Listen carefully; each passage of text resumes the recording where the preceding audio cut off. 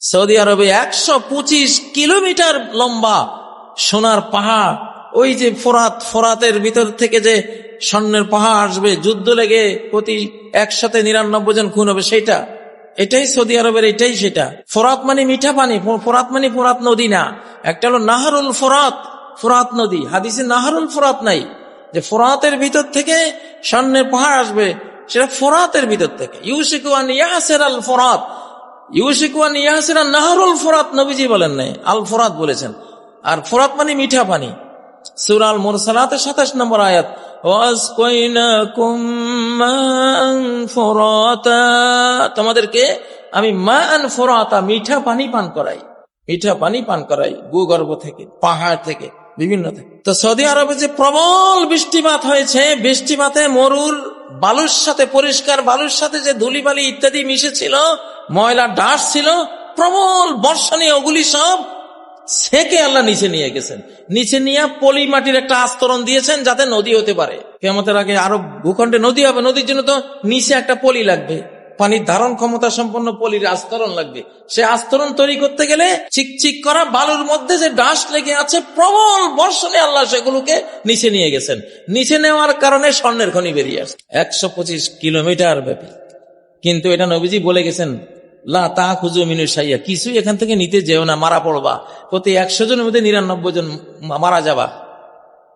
Saudi আরব থেকে বলা হচ্ছে যে এটা গ্লোবাল গোল্ড বেল্টে পরিণত হবে, বিশ্ব স্বর্ণপট্টি। তো বিশ্ব স্বর্ণপট্টিতে আমেরিকা আসবে, রাশিয়া আসবে, চীন যাবে, ইউরোপ আসবে, মানে কি সবাই তো বন্দুক লইয়ে আসবে। শুরু হলো কিয়ামত। আমাদের মুসলিম উম্মার পৃথিবী থেকে চলে যাওয়ার সময় একেবারে মাথার উপরে। এটা হয়ে গেল একটা কিয়ামতের বিশাল আলামত হয়ে গেল। প্রিয় বন্ধুরা, তো সবকিছু এখন আল্লাহ তাআলা আমাদের রিফর্ম করে নিচ্ছেন। যে বর্ষা আমরা দেখেছি, সেম শীতকাল দেখবেন, সেম শীতকাল দেখবেন। সারা বাংলাদেশে আমি খোঁজ নিয়েছি, ছোট ছোট মাছ আবার শুরু হয়েছে। সেই কই মাছ, টাকি মাছ, শোল মাছ, ট্যাংরা মাছ বিপুল আকারে জন্ম নেওয়া শুরু হয়েছে। কারণ প্রবল বর্ষণে কীটনাশকের কারণে যে ভূমি নষ্ট হয়ে গিয়েছিল, বিষাক্ত হয়ে গেছিল, এগুলি ধুয়ে মুছে সাগরে চলে যাচ্ছে। তাহলে জমিন আবার নতুন হচ্ছে।